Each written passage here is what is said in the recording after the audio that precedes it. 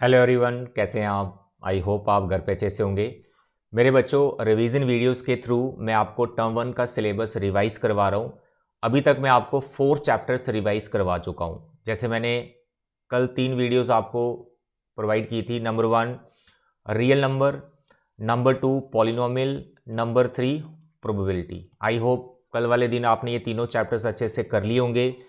आज मैं अभी तक आपको कोऑर्डिनेट ज्योमेट्री, ठीक है, चैप्टर नंबर 7 कोऑर्डिनेट ज्योमेट्री, इसका रिवीजन वीडियोस में आपको प्रोवाइड कर चुका हूं, जिसमें मैंने आपको section formula, distance formula, centred formula कैसे अप्लाई करते हैं और किस टाइप के क्वेश्चंस आ सकते हैं एज ए एमसीक्यू, वो मैंने आपको बताया। राइट, आज हम नेक्स्ट वीडियो में, जिसमें चैप्टर नंबर 5 आपका कवर होएगा, लीनियर इक्वेशन।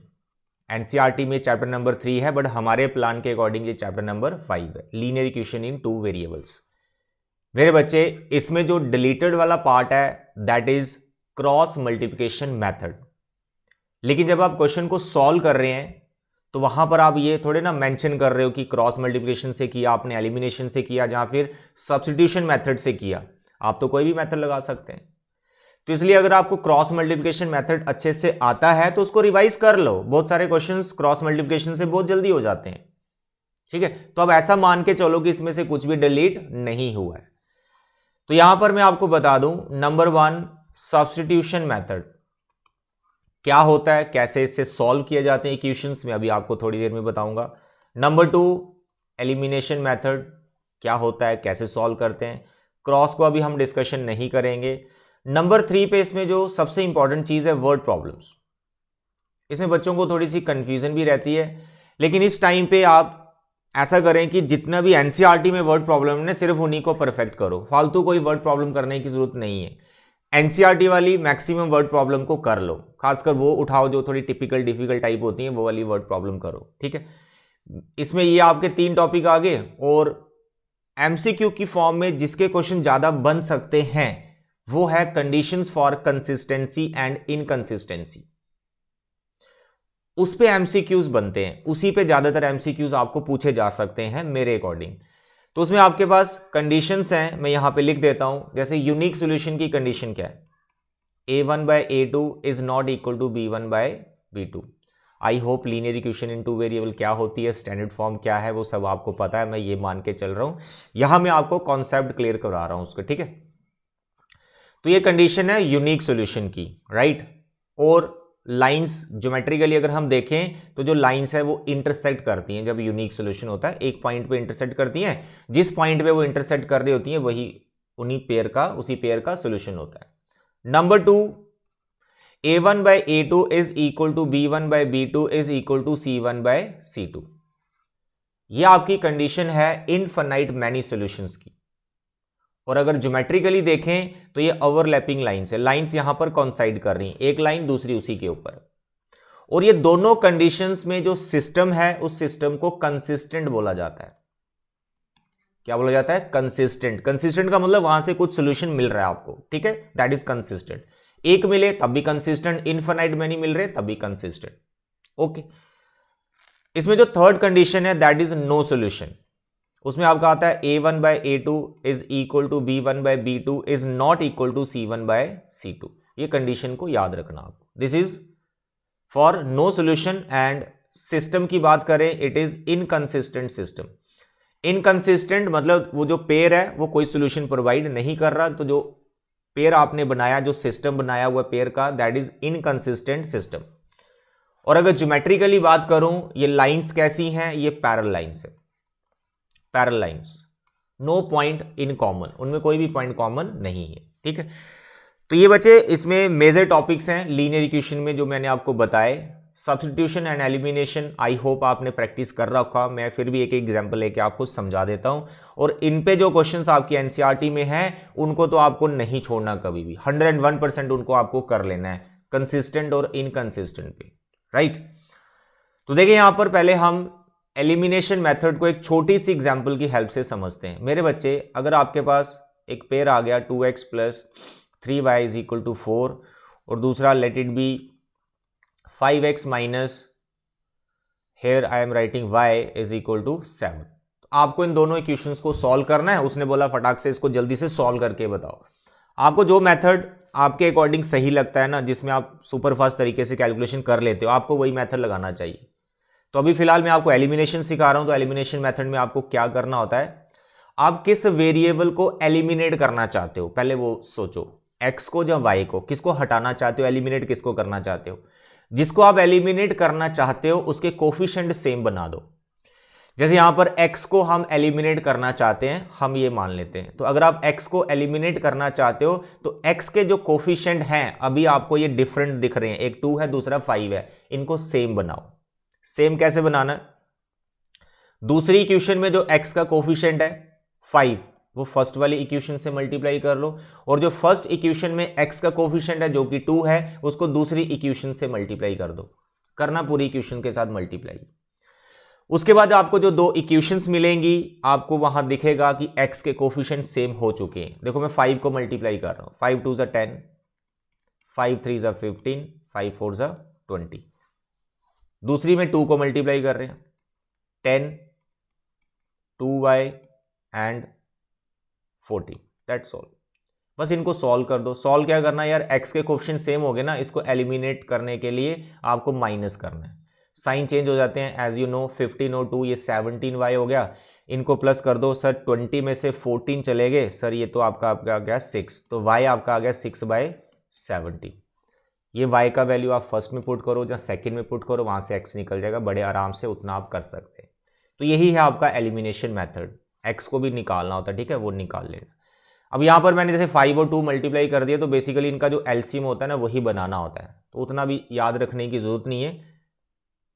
फर्स्ट का जो कोफिशिएंट है सेकंड से मल्टीप्लाई कर दो, सेकंड का जो कोफिशिएंट है फर्स्ट से मल्टीप्लाई कर दो। This is what elimination method. इन्हीं इक्वेशंस को मैं सब्स्टिट्यूशन मेथड से आपको करके बताता हूं। सब्स्टिट्यूशन मेथड क्या कहता है, इन दोनों इक्वेशन में से किसी एक इक्वेशन को पकड़ो और वहां से x या y को पहले फाइंड करो। सपोज मैं फर्स्ट वाली इक्वेशन को लिखता हूं और यहां से मैं x या y को फाइंड करता हूं। लेट अस फाइंड y को फाइंड करता हूं। तो मैंने यहां से y फाइंड कर लिया, 4 - 2x/3। अब ये जो y आया, इसको आपने सेकेंड इक्वेशन में पुट कर देना है। फर्स्ट से जो चीज फाइंड की उसी को फर्स्ट में नहीं पुट करना है, सेकंड में पुट करना है। फर्स्ट से आपने y निकाला, सेकंड में पुट कर दो, तो ये आपकी सेकंड इक्वेशन। इसमें आप y का वैल्यू डाल दो, 5x माइनस y की जगह लिख दो 4 - 2x/3 = 7। इसको सिंप्लीफाई करो, आपको x मिल जाएगा।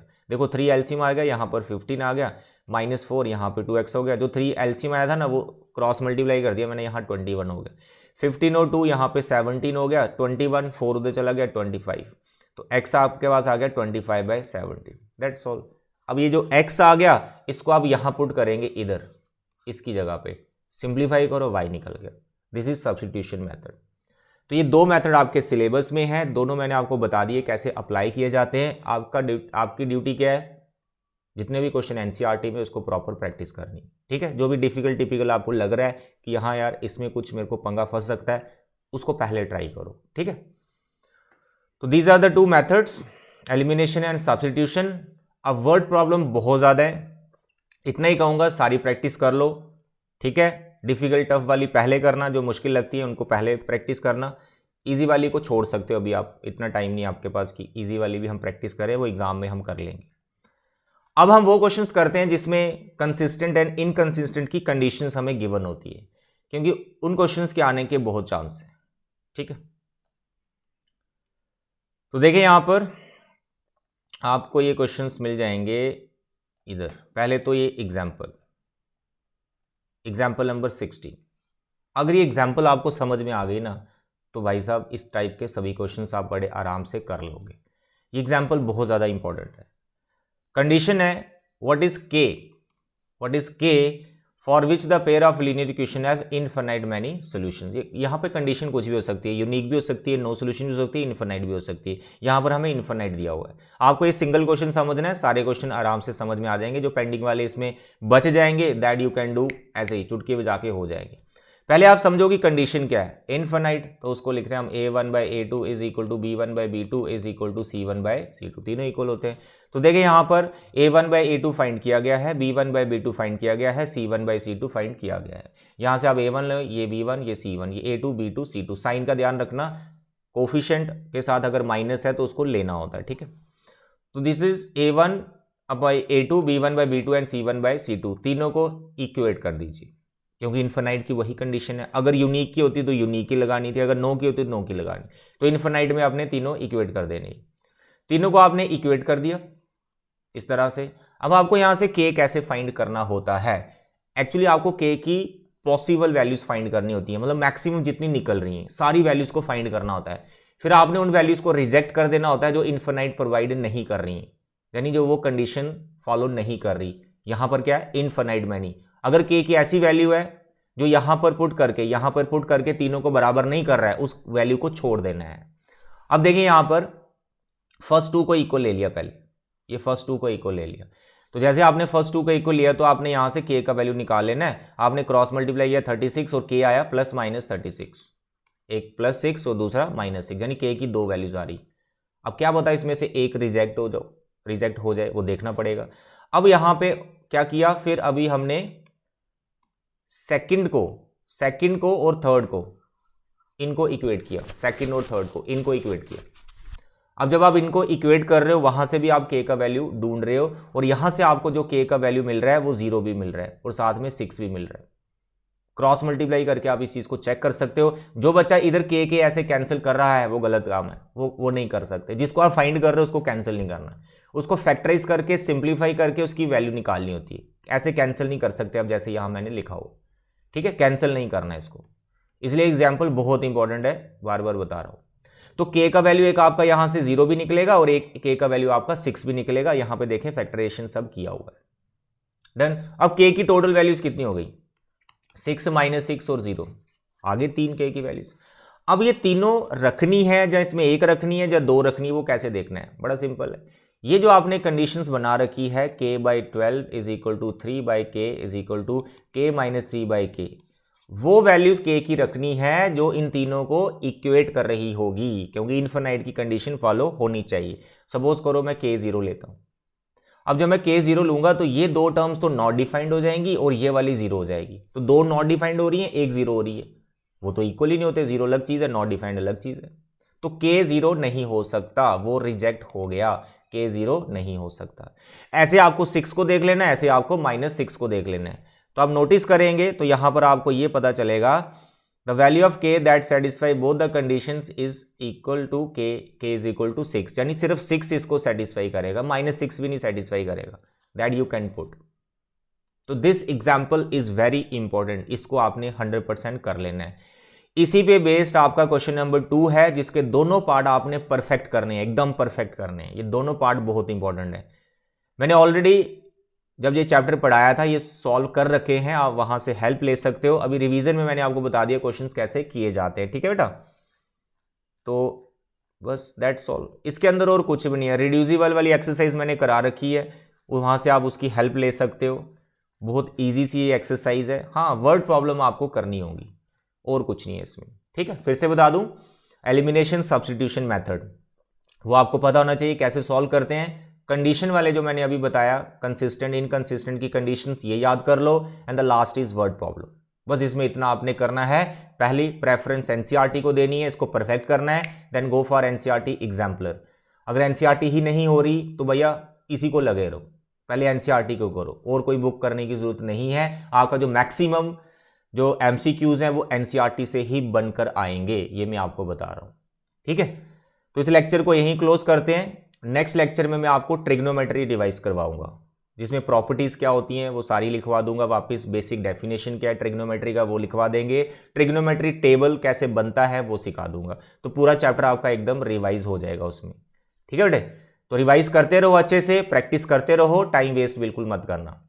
Thank you, bye bye.